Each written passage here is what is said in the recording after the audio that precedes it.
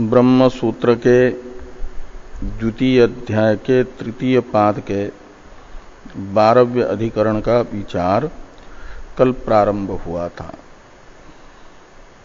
पूर्व दो अधिकरणों में स्वरूपतः जीव के उत्पत्ति प्रलय का निषेध हुआ और ये कहा गया कि जीव में स्थूल उत्पत्ति प्रलय और सूक्ष्म उत्पत्ति प्रलय दोनों भी औपाधिक हैं। स्वतः वह ब्रह्म के तरह ही निर्विकार है, इसलिए ब्रह्म से अनन्य है। ब्रह्म भी निर्विकार, जीव भी निर्विकार, इसलिए ये कहा जा कि अविकृत ब्रह्म ही उपाधि से उपहित हुआ तो जीव और निरुपाधिक जीव ही ब्रह्म है, क्योंकि दोनों भी निर्विकार हैं। भेदवादी को इतना तो स्वीकार करना पड़ा कि जीव का स्वरूपतः जन्म और प्रलय नहीं होता। दो भगवान वेद व्यास जी के दो अधिकरण की रचना रूपी प्रयास से जीव को उत्पन्न और विनाशशील मानने वाले जो वादी थे वे निरस्त हुए। लेकिन वैशेषिक सामने आ जाते हैं। वे कहते हैं आपने जो पूर्व दो अधिकरणों से आत्मा को स्वतः निर्विकार बताया, हम भी इसमें सम्मत हैं। आत्मा स्वतः जन्म मरण से रहित है, नित्य है। निर्विकार होने मात्र से ही नित्य ज्ञानवान परमात्मा के साथ जीव का अभेद सिद्ध नहीं होगा। परमात्मा भी निर्विकार है, जीव भी निर्विकार है। इतना मानने मात्र से जीव और परमात्मा एक हो जाए, इसमें हमारी सम्मति नहीं है। परमात्मा निर्विकार होने पर भी नित्य ज्ञानवान है और जीवात्मा तो नित्य ज्ञानवान नहीं है। अतः अनित्य ज्ञानवान जीवात्मा का परमात्मा से भेद ही है, अभेद नहीं। ऐसा भेदवादी का मानना है वैशेषिकों का। और दूसरे भेदवादी हैं सांख्य। जीव को स्वरूपतः निर्विकार भी मानते हैं और जैसे परमात्मा चिद्रूप है ऐसे चिद्रूप भी मानेंगे, तो भी भेद मानते हैं। इसलिए उनका आपस में विवाद रहता है। उसी विवाद निमित्तक संशय यहां पर बताया जा रहा है भाष्य में प्रारंभ में। तो भाष्य को देखिए कि स किम कणभुजानाम इव आगंतुक चैतन्य स्वतो अचेतन आहोस्वित सांख्यानाम इव नित्य चैतन्य स्वरूप एव इति वादी विप्रतिपते है संशय। वादी है अद्वैत के विरोधी। वेदांत का जो एक मेवाद्वितीय चेतन ब्रह्म में समन्वय बताया गया, हाँ, वादी भद्रम न पश्यति, तो वेदांत का जो समन्वय बताया गया है एकमेवाद्वितीय चेतन ब्रह्म में, उसको स्वीकार न करने वाले वादी हैं और उनका आपस में विरोध है, विवाद है, विप्रतिपत्ति है। आत्मा स्वतः जन्म और विनाश रूप विकार से रहित निर्विकार है, इसे कणाद भी मान रहे हैं, कपिल भी मान रहे हैं। इसलिए इतने अंश में तो दोनों की सम्मति है, वेदांती भी मानते हैं। लेकिन जो कणाद के अनुयायी हैं, स्वयं कणाद जी भी हैं, वे कहते हैं कि आत्मा जिसे जन्मादि विकार से स्वतः रहित बताया है, स आत्मा, पूर्व दो अधिकरणों में जिसे निर्विकार कहा, वह आत्मा कणभुजानाम यानी कणाद के मत में, वैशेषिकों के मत में कैसा है, तो आगंतुक चैतन्य। चैतन्य का अर्थ है ज्ञान, आगंतुक ज्ञान वाला है, साधनाधीन ज्ञान है जीव का, आगंतुक ज्ञान है, अनित्य ज्ञान है। और ज्ञानाश्रयत्व ही चेतनत्व है। ज्ञान के आश्रय को कहा जाता है चेतन उनके यहां। तो जीव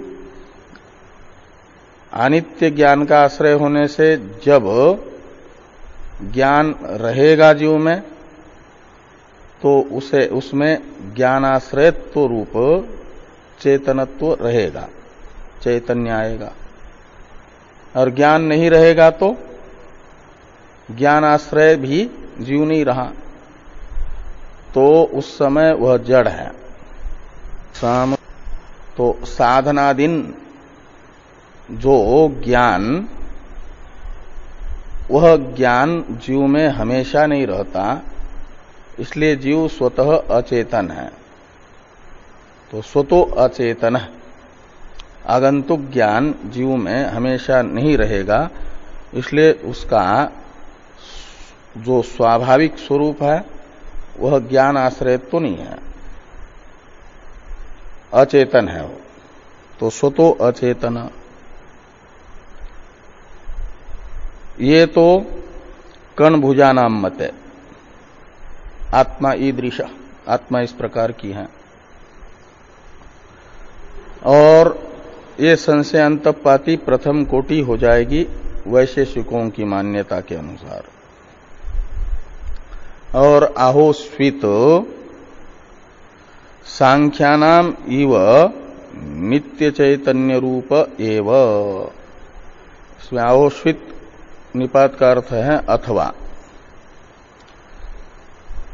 स्वतः अचेतन है आत्मा, अथवा नित्य चिद्रूप है। जैसा सांख्य मानते हैं, तो सांख्यानाम इव यानी सांख्यानाम मते यथा नित्य चैतन्य स्वरूप आत्मा। इस प्रकार ये वादियों की आपस में विप्रतिपत्ति यानी विरोध होने से ये संशय होता है कि सांख्य आत्मा को जैसा मान रहे हैं नित्य ज्ञान स्वरूप, वैसा आत्मा है, या वैशेषिक जैसा मान रहे हैं स्वतः जड़, वैसा है। तो इस प्रकार का संशय होने पर पूर्व पक्ष को बताने के लिए, पूर्व पक्ष है प्रथम कोटि, वेदांति के अनुसार नित्य चैतन्य स्वरूप है आत्मा, जैसा सांख्यों का है। इसलिए वो तो सिद्धांत होगा। नित्य चिद्रूप है इतने अंश में वैशेषिकों के साथ विरोध है सांख्यों का, वेदांतियों के साथ समानता, इसलिए उनको यहां पर सिद्धांति के साथी के रूप में बताया गया।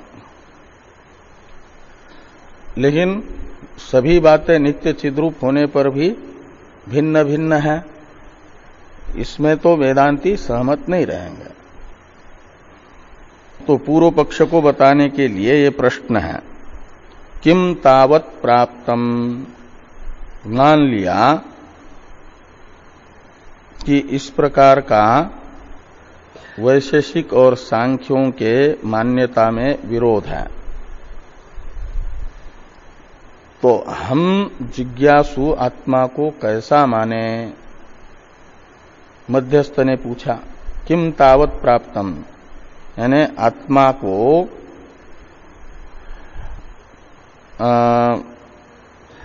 आगंतुक चैतन्य माने, स्वतः जड़ माने जैसे वैशेषिक मानते हैं, या नित्य चिद्रूप मान ले? हमको क्या मानना चाहिए? जिज्ञासु ने प्रश्न किया। तो वैशेषिक जिज्ञासु के इस प्रश्न का उत्तर देते हुए कहेंगे कि तुम्हें तो हम जैसा मानते हैं ऐसा मानना चाहिए, वो हो जाएगा पूर्व पक्ष। इसलिए कहते हैं कि आगंतुकम आत्मनः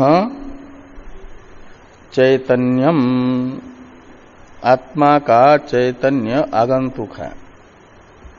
ज्ञान आश्रयत्व रूप जो चैतन्य है वह आगंतुक है। चैतन्य कहो, ज्ञान कहो, वो नित्य नहीं है, साधनाधीन है।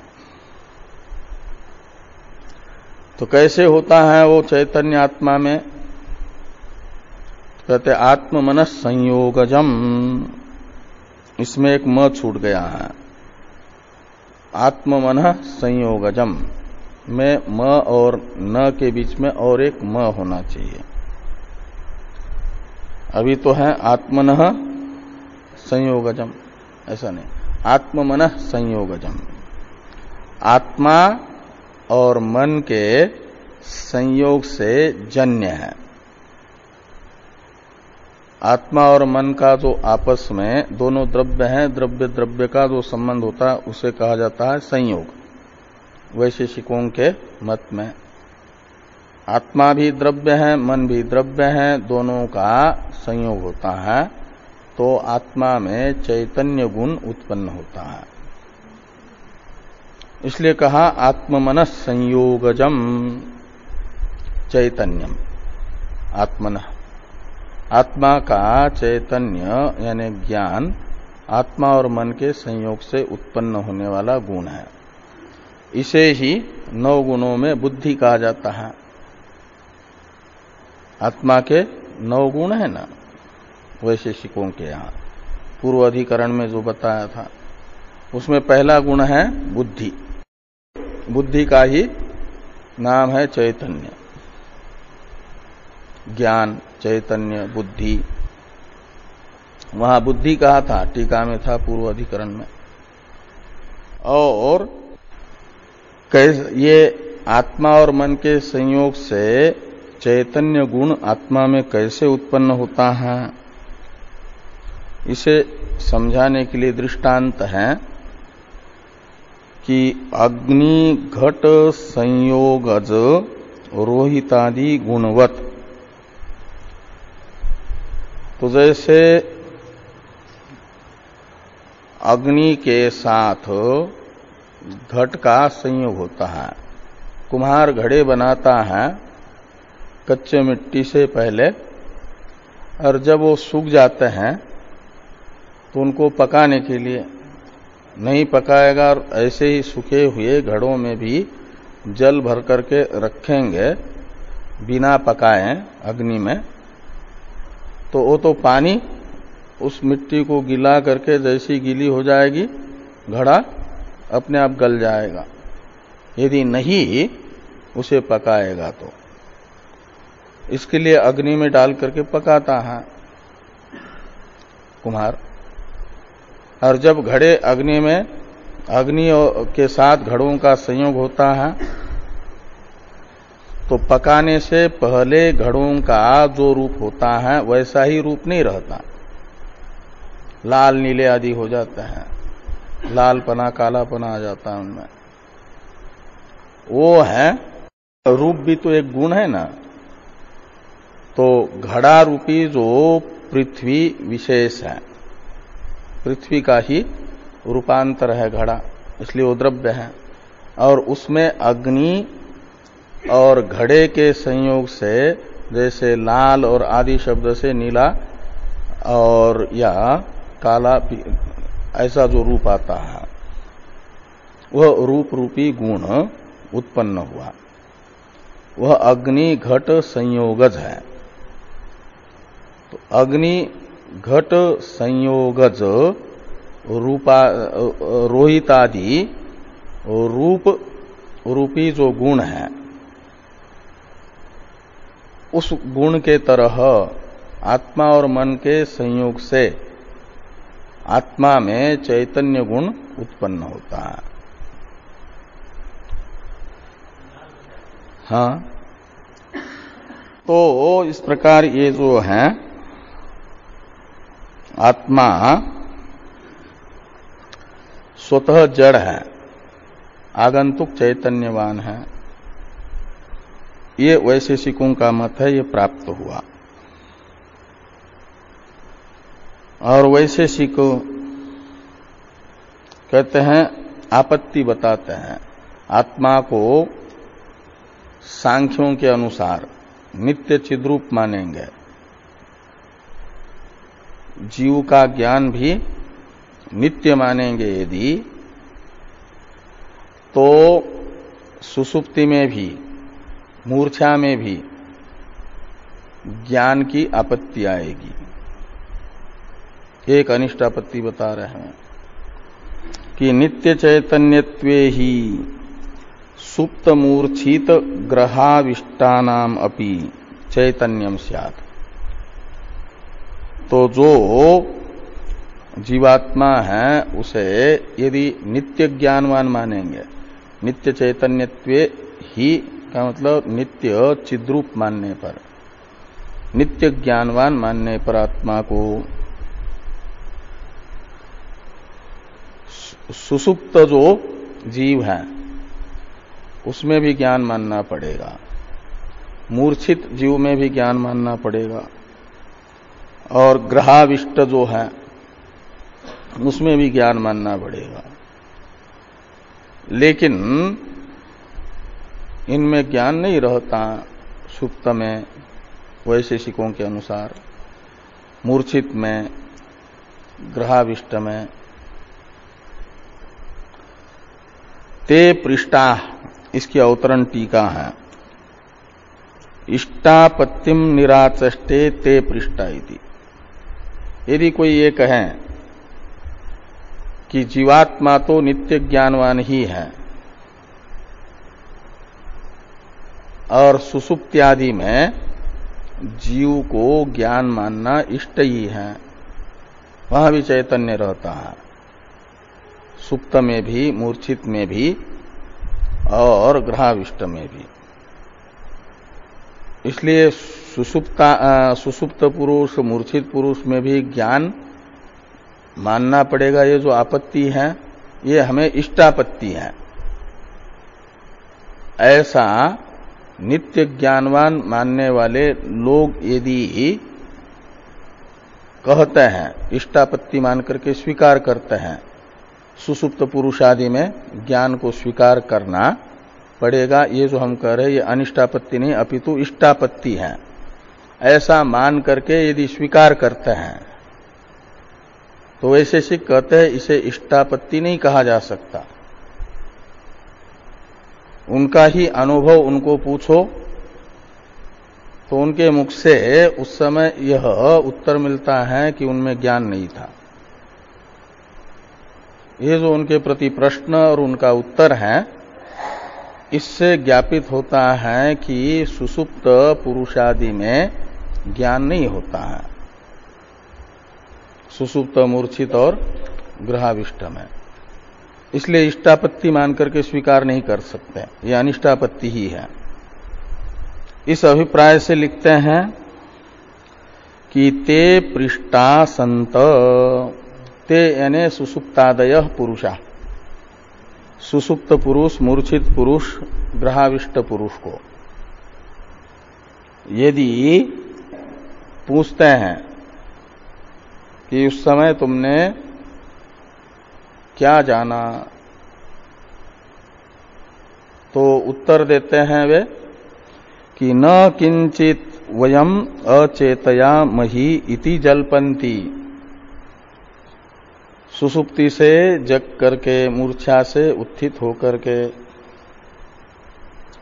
और ग्रह निकल जाए तो पूछते हैं कि उस समय तुम्हें क्या बोध था,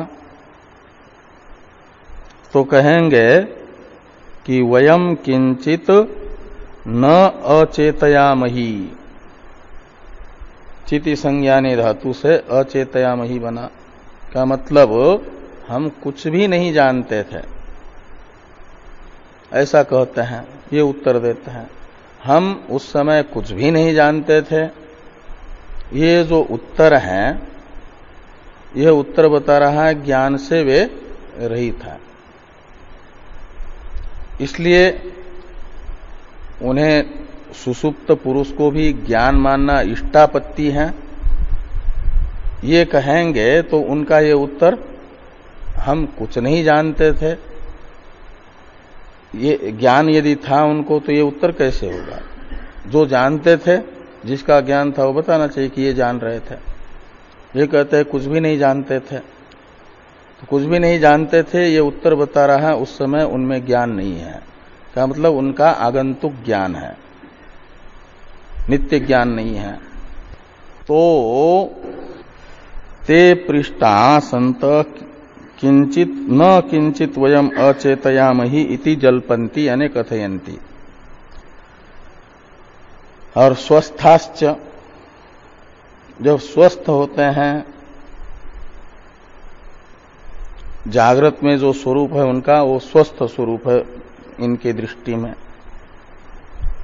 सुसुप्ति अवस्था, मूर्छा अवस्था और ग्रहावेश से रहित है, तो उस समय उनको कोई न कोई ज्ञान रहता है। इसलिए कहते हैं स्वस्थाश्च चेतयमाना दृश्यन्ते।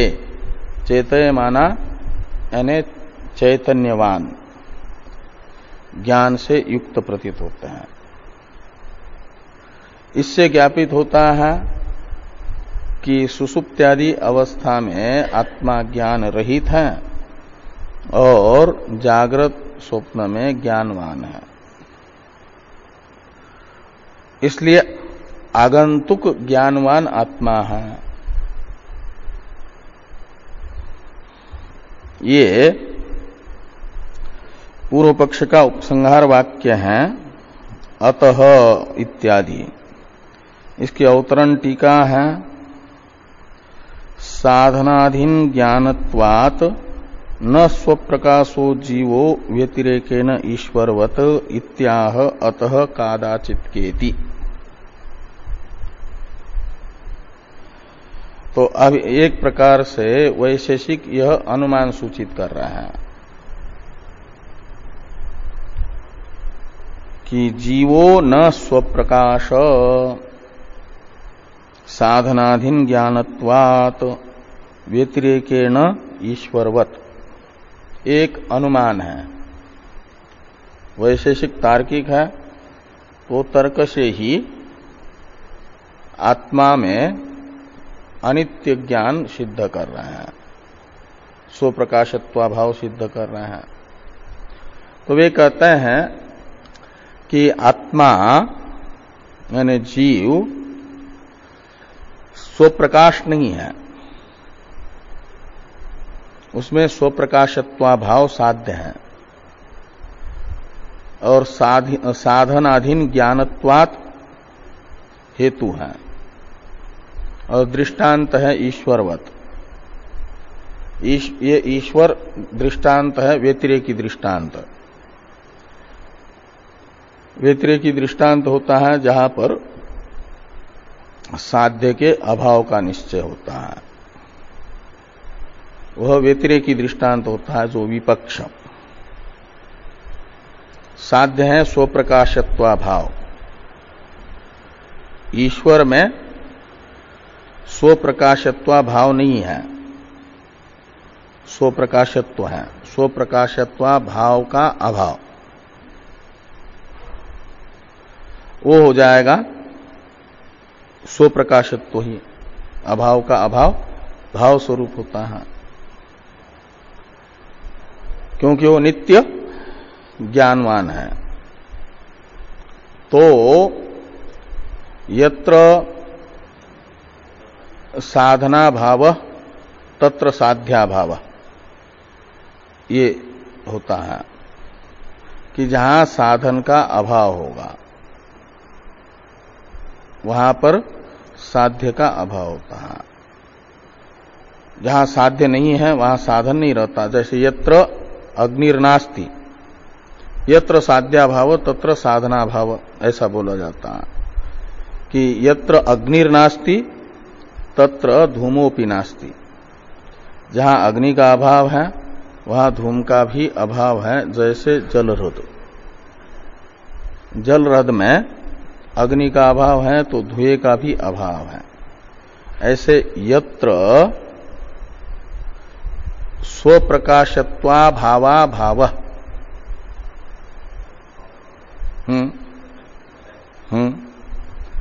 तत्र साधन अधीन ज्ञानत्वा भाव। तो ईश्वर में स्वप्रकाशत्वा भावा भाव है, का मतलब स्वप्रकाशत्व है। तो वहां पर साधन अधीन ज्ञानवत्व भी नहीं है, अपितु नित्य ज्ञान है। ईश्वर का ज्ञान नित्य है वैशेषिकों के मत में, वो व्यतिरेकी दृष्टांत है।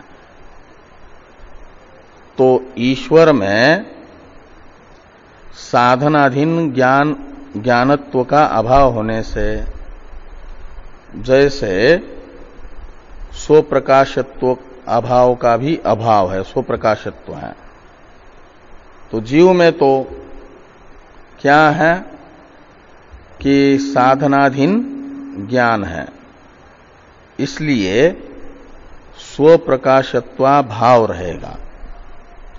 ये एक अनुमान वैशेषिकों ने एक प्रकार से सूचित किया, और इस अनुमान से जीव को अनित्य ज्ञानवान जड़ सिद्ध करते हैं स्वतः। स्वप्रकाश नहीं है का अर्थ जड़ है स्वतः।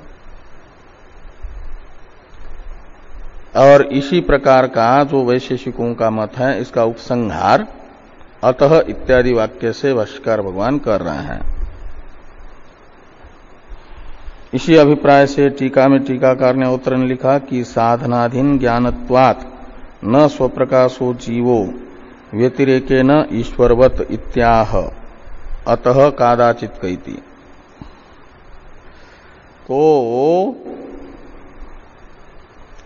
साधन अधीन ज्ञानत्वात् का मतलब जन्य ज्ञान वाला होने से, आगंतुक ज्ञान वाला होने से जीव स्वप्रकाश नहीं है, यानी नित्य ज्ञान स्वरूप नहीं है।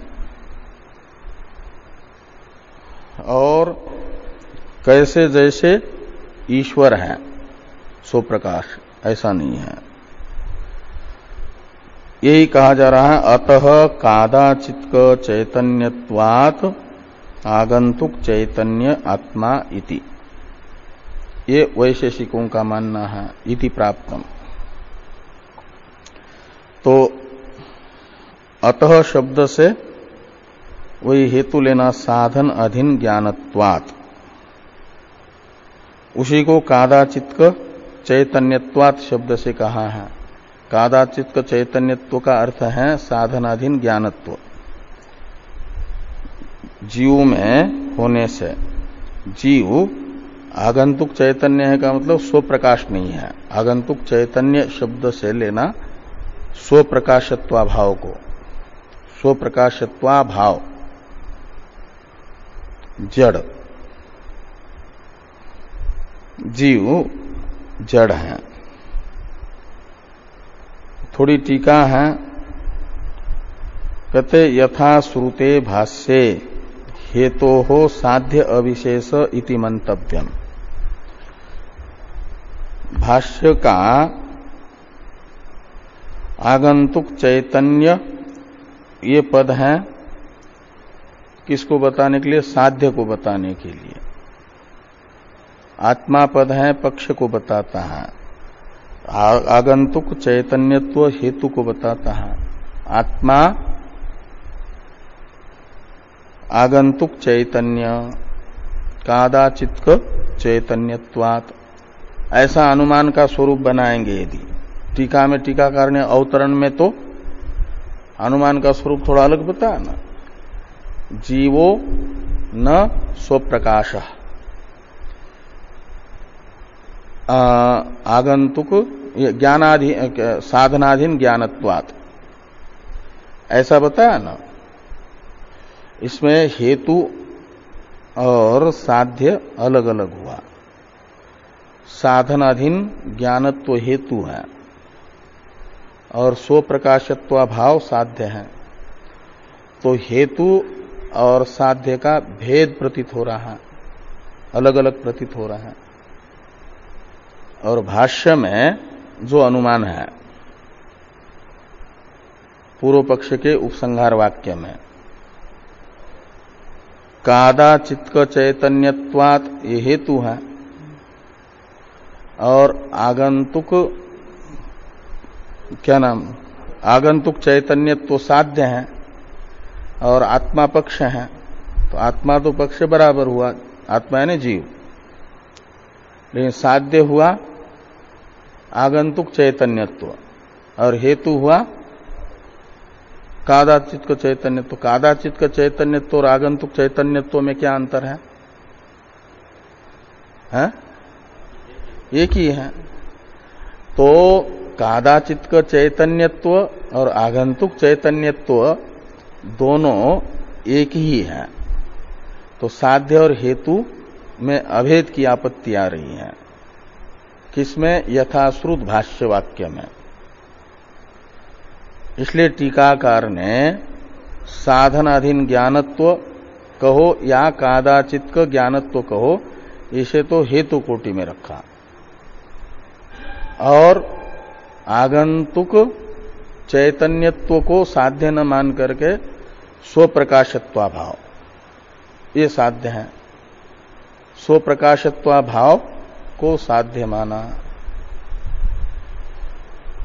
आगंतुक चैतन्य कहो या स्वप्रकाशत्वाभाव कहो, एक अर्थ निकलेगा, लेकिन उस समय भेद, हेतु और साध्य में भेद सिद्ध हो जाएगा। स्वतः जड़ सिद्ध हो जाएगा जीव, और स्वतः जड़त्व ही वैशेषिकों को सिद्ध करना है। क्यों? इसलिए कि आत्मा परमात्मा के साथ जीवात्मा का भेद सिद्ध हो, ये बताना है, क्योंकि वे भेदवादी हैं। तो यथा श्रुते भाष्ये हेतोः साध्य अविशेष, अविशेष शब्द का अर्थ होता है अभेद, विशेष का अर्थ होता है भेद, अविशेष यानी अभेद। तो साध्य के साथ हेतु के अभेद की आपत्ति है यथाश्रुत भाष्य में। वो तो पूर्व पक्ष का भाष्य है। तो साध्य और हेतु एक हो रहा है, इसलिए वहां भाष्य का अभिप्राय समझना, आगंतुक चैतन्य इस साध्य को बताने वाले भाष्य का अभिप्राय है कि स्वप्रकाशत्वाभाव। भाष्य का दोष नहीं बताया, अभिप्राय प्रकट किया, ये मानना पड़ेगा। और इति शब्द है पूर्व पक्ष की समाप्ति का द्योतक। एवं प्राप्ते अभिधीयते, ये भाष्य वाक्य है सिद्धांत सूत्र का अवतरण। और इस अवतरण भाष्य की अवतरण टीका है, अतो जीवस्य स्वप्रकाशत्व श्रुतिर बाध्या इति प्राप्ते सिद्धांतयति एवमिति। इसलिए जीव को स्वप्रकाश बताने वाली जो श्रुति है, ज्योतिर्ब्राह्मण की बताई थी ना टीका में पूर्व पृष्ठ पर, आत्मैव अस्य ज्योति, ये है जीव के स्वप्रकाशत्व को बताने वाली श्रुति। ये अयुक्त अर्थ को बता रही है और अनुभव विरुद्ध अर्थ को बता रही है। युक्ति और अनुभव विरुद्ध अर्थ को बता रही है यह श्रुति। और दूसरी जो श्रुति है जीव को अनित्य ज्ञानवान बताने वाली, पश्यन् चक्षुः शृण्वन् श्रोत्रम इत्यादि, उसके लिए एक प्रकार से युक्ति और अनुभूति सहायक है। जो सुषुप्त मूर्छित पुरुष का जो उत्तर है, न किंचित वयम अचेतयामहि इत्यादि, ये अनुभूति है।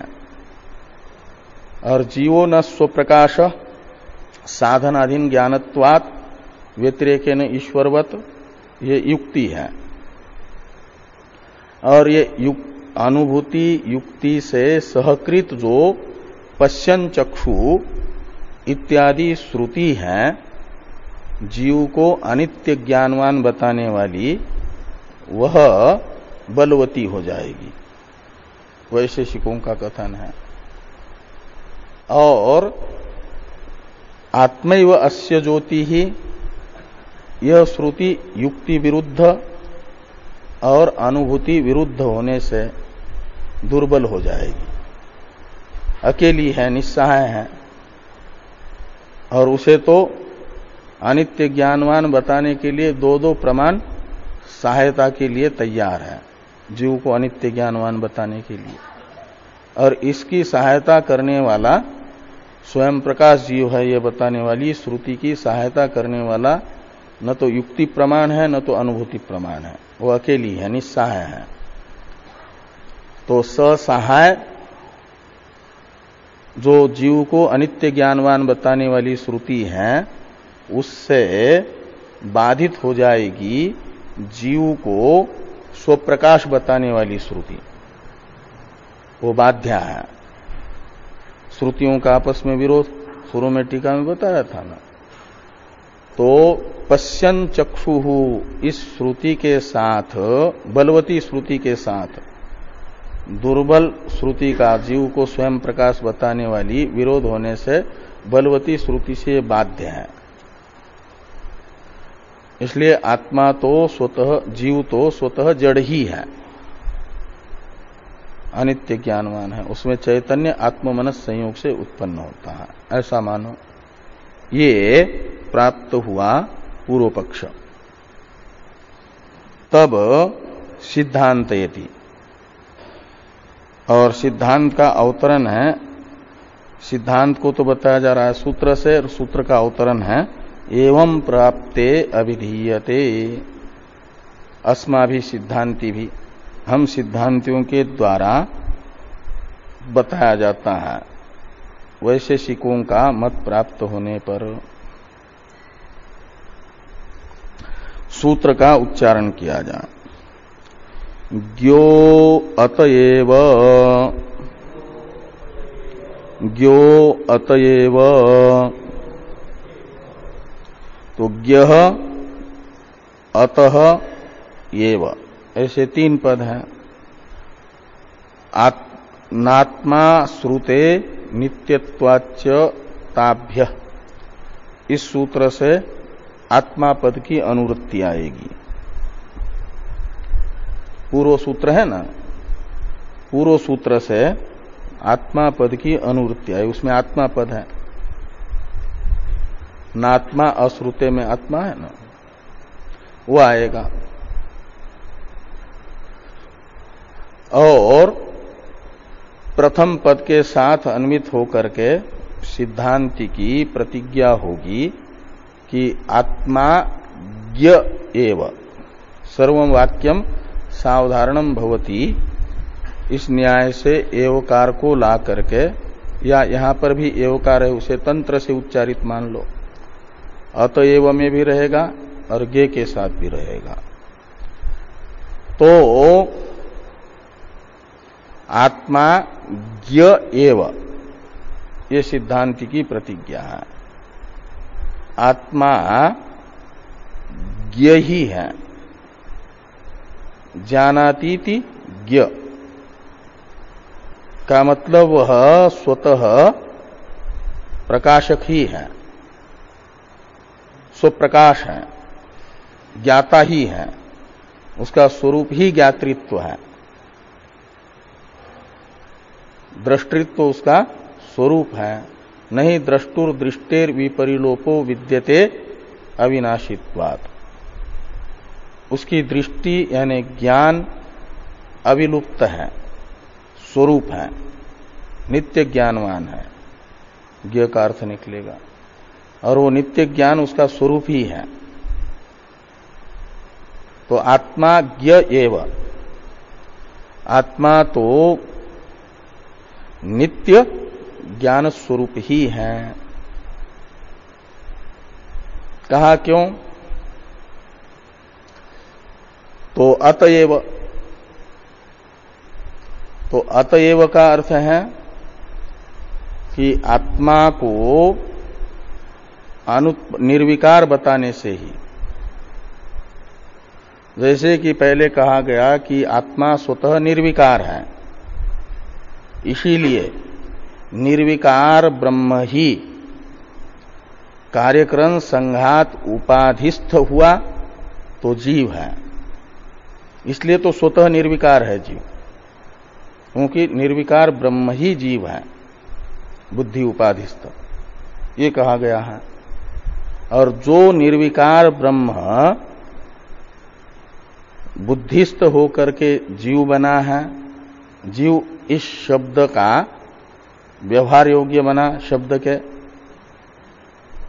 जीव शब्द का प्रयोग बुद्धि उपाधिस्थ जिस ब्रह्म के लिए हो रहा है, वह ब्रह्म स्वतः निर्विकार भी है और उसे श्रुति नित्य ज्ञान स्वरूप बता रही है।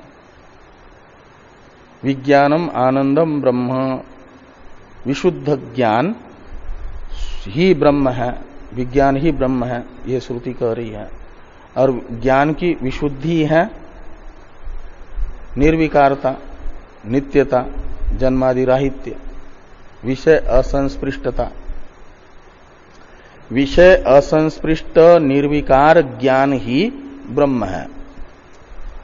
सत्यम ज्ञानम अनंतम ब्रह्म, प्रज्ञान घन एव इत्यादि श्रुतियां जो बुद्धिस्त ब्रह्म जीव शब्द से कहा जा रहा है, उसका स्वरूप बता रही है निर्विकार ज्ञान स्वरूप।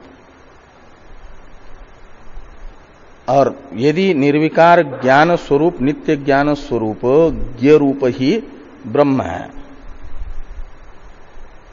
तो यानी स्वरूपतः प्रकाशक है, स्वप्रकाश ब्रह्म है यदि उन श्रुतियों के आधार पर, और वही ब्रह्म बुद्धिस्थ होकर के जीव बना है यदि, वही जीव कहलाता है यदि, तो फिर जीव भी मानना पड़ेगा कि नित्य ज्ञान स्वरूप ही है, वह भी ज्ञ ही है। क्योंकि नित्य ज्ञान स्वरूप जो ब्रह्म है वही बुद्धिस्थ होकर के जीव बना है। ये अतएव का अर्थ है।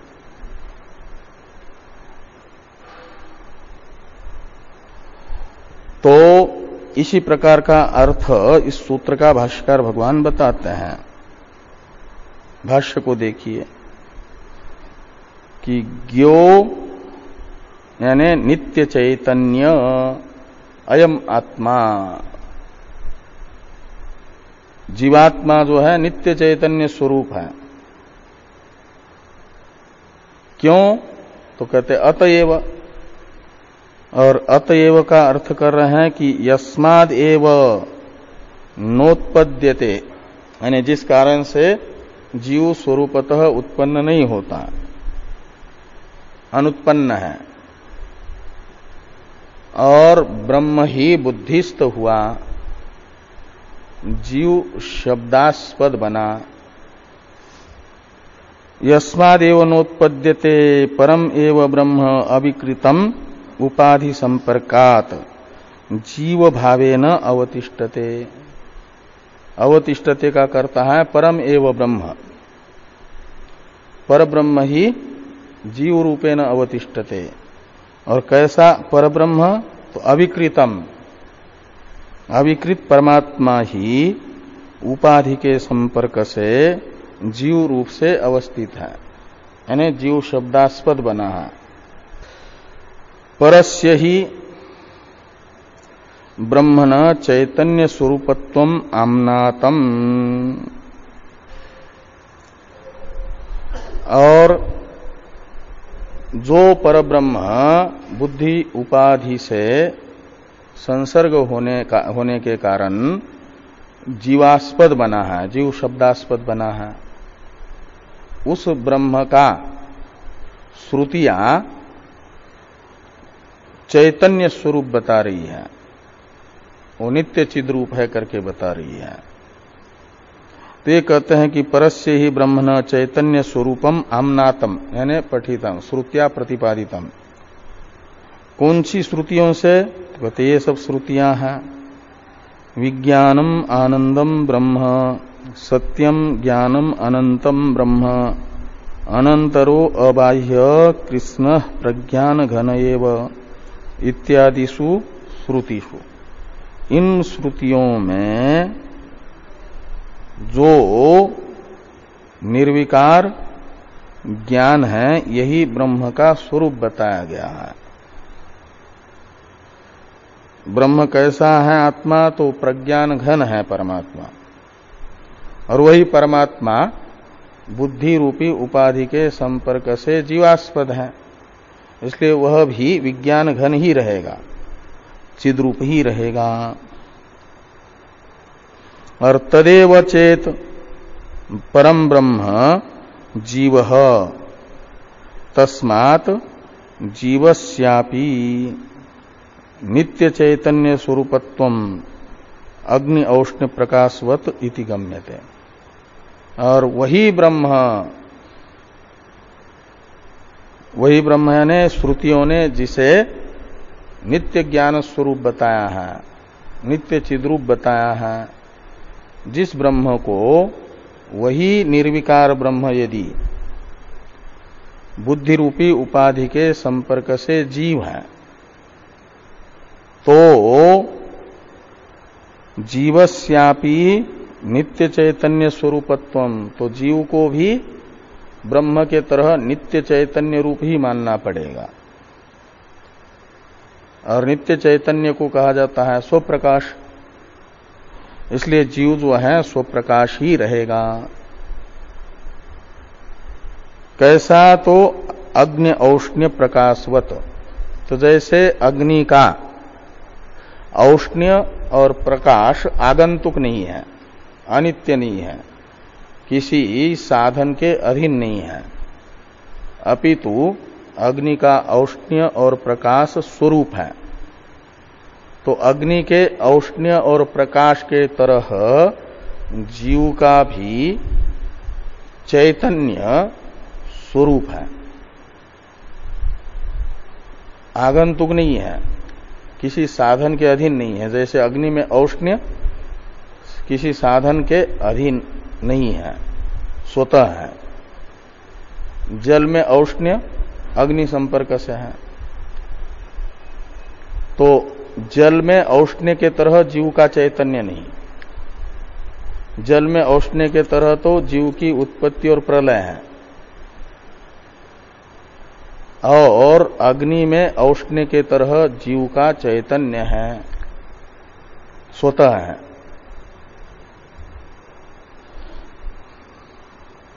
इसलिए कहते हैं तस्मात् जीवस्यापि नित्य चैतन्य रूपत्वम अग्नि औष्ण्य प्रकाशवद इति गम्यते। तदेव चेत परम ब्रह्म, इसमें चेत शब्द निश्चयार्थक निपात है, इसलिए टीकाकार कहते हैं चेत शब्दों निश्चयार्थ। हाँ नहीं, निश्चय निपाता नाम अनेक अर्थत्वात्, तदेव तो ब्रह्म के साथ गया। और ये जाएगा नित्य चैतन्य स्वरूपम एव, नित्य चैतन्य स्वरूपत्वम एव जीवस्य, उसके साथ ले जाओ उस चेत को, और उसका अर्थ निकलेगा एव निश्चय, यानी जीवस्यापि नित्य चैतन्य स्वरूपत्वम एव, ये चेत का अर्थ निकलेगा निश्चयार्थक होने से। अब विज्ञानमय प्रक्रियायांच श्रुतयो भवन्ति, विज्ञानमय प्रकरण है जीव का प्रकरण, जो स्वयं ज्योति ब्राह्मण का है, ज्योतिर्ब्राह्मण का ही 7वें कंडिका में वाक्य आता है, योयम विज्ञानमय प्राणेषु हृदि अंतर ज्योति पुरुष स समान सन उभव लोको अनुसंचरति। यहां से विज्ञानमय का प्रकरण शुरू होता है, और वो चौथे पाद में शारीरक ब्राह्मण के 6ठी कंडिका के इतिनु कामयमान, वहां जाकर के समाप्त होता है, वो विज्ञानमय का प्रकरण है। फिर अज्ञानी का भी उसमें प्रकरण आता है, और वहीं बीच में स्वप्न आदि, स्वप्न सुसुप्ति का उदाहरण देकर के विज्ञानमय शब्दित जीव को स्वतः चिद्रूप बताया है। वहीं ये श्रुति भी आती है उसी प्रकरण में, विज्ञानमय के प्रकरण में, आत्मैवस्य ज्योति करके, और वहीं पर ये सब श्रुतियां भी बता रहे आती हैं। बृहदारण्यक उपनिषद के 4थे अध्याय के 3रे ब्राह्मण में जो योयम विज्ञानमय पुरुष हृदय अंतर ज्योति पुरुष इत्यादि वाक्य आता है, प्राणेषु ये भी आता है, और ससमानसन उसके पहले से वो शुरू होता है, योयम विज्ञानमय, वो विज्ञानमय प्रकरण है। उसी की फिर वो स्वप्न अवस्था, जागृत अवस्था, स्वप्न अवस्था, सुसुप्ति अवस्थाएं बता करके स्वप्न अवस्था में उसे स्वयं प्रकाश बताया है। हाँ, ध्यायति व लेलायति व, वहीं आएगा। औपाधिक वो कर्तृत्व भोक्तृत्व है उसमें, और स्वतः चिद्रूपत्व है, ये वहां ज्योतिर्ब्राह्मण में बताया गया। उसकी ये श्रुतियां बताई जा रही है।